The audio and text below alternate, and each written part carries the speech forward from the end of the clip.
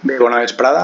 Vaig a fer-vos un tutorial molt ràpid de com enviar un correu electrònic o més bé com adjuntar un arxiu a un correu electrònic. Moltes vegades teniu complicacions si no sabeu adjuntar, enviar un arxiu, un treball a un correu d'un professor, d'una professora. Vaig a posar l'exemple amb Gmail, que és on teniu tots lligats el vostre compte d'Android, així que m'imagino que tots tindreu Gmail. Ho podeu fer també, l'exemple també serveix per a Hotmail i d'altres. Entraríem així al correu i a la part de l'esquerra teniu redacta, li donaríeu a redactar i així teniu dos caixes que normalment moltes vegades confoneu, no la primera, que és el per a, que posaríem a la persona que va adreçada el correu, en aquest cas me l'envia a mi mateix, en l'altre compte que tinc, i després en assumpte moltes vegades escriviu el cos del text i el text desenvolupat i el vostre correu desenvolupat. Ahir moltes vegades jo ho he vist, que veus un assumpte de 4 línies o 5 línies o 10 línies. No. En l'assumpte només és una paraula, una línia que resumeix el contingut del correu, que vols que sàpiga la persona que el rep, no? De què va aquest correu.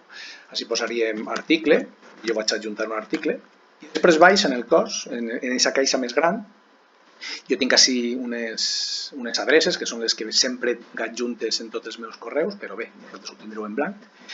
Jo posaria bona vesprada, profe, i el text.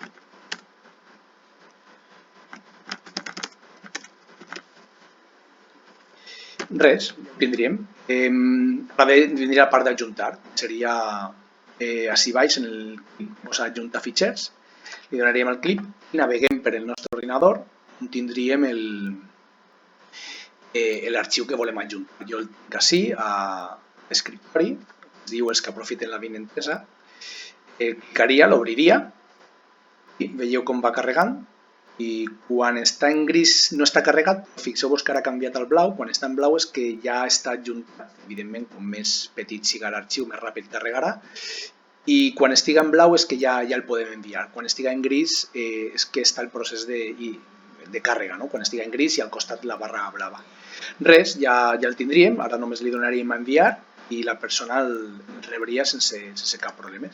Si n'hi hagués un error perquè heu posat malament l'adreça de destinació, de seguida, en la vostra safata d'entrada, així rebríeu el mateix vostre correu en una paraula en anglès que diu delivering, que és com que n'hi ha una errada en